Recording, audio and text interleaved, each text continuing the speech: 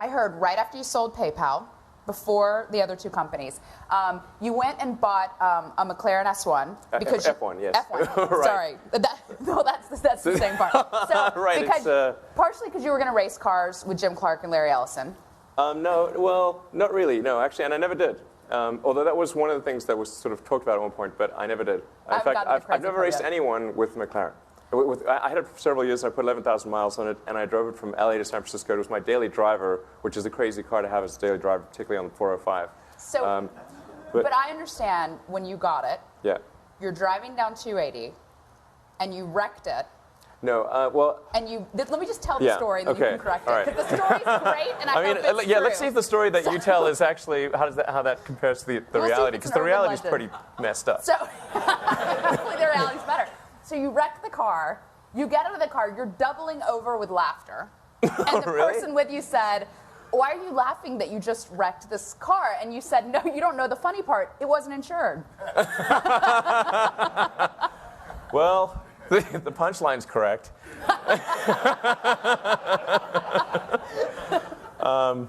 Yeah, so I was driving up Sand Hill Road. Mm-hmm.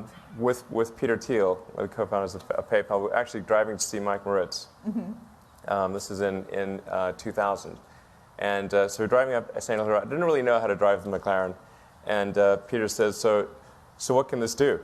And then, like, I'm probably number one on the list of famous last words. I said, watch this.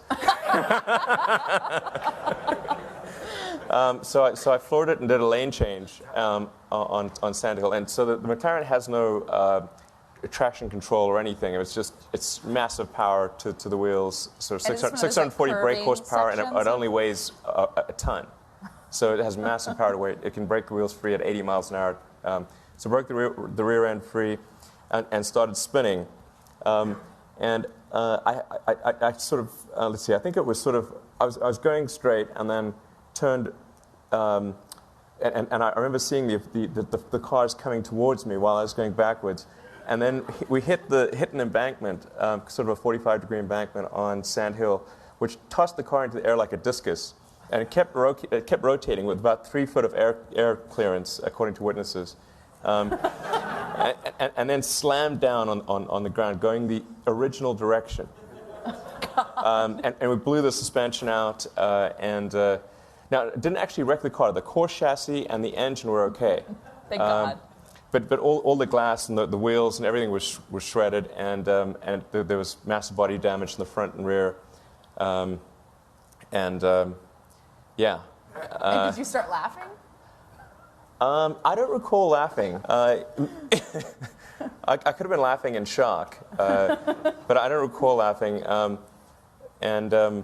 And then Peter hitched a ride to Mike. I waited while the fire truck and the ambulance arrived, and then finally Did Peter Thiel literally hitch a ride? Over to Sequoia and then once the car was taken care of, then I hitched a ride too, and we continued the meeting.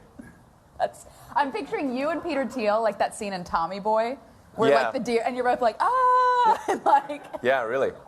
Wow. Wow. Yeah. Is there a parallel? Lucky to be alive, really. I should say so. Yeah. Is there a parallel with how you build companies in that story? I hope not. Let's see what this thing can do. Yeah, watch this. That could be awkward with a rocket launch.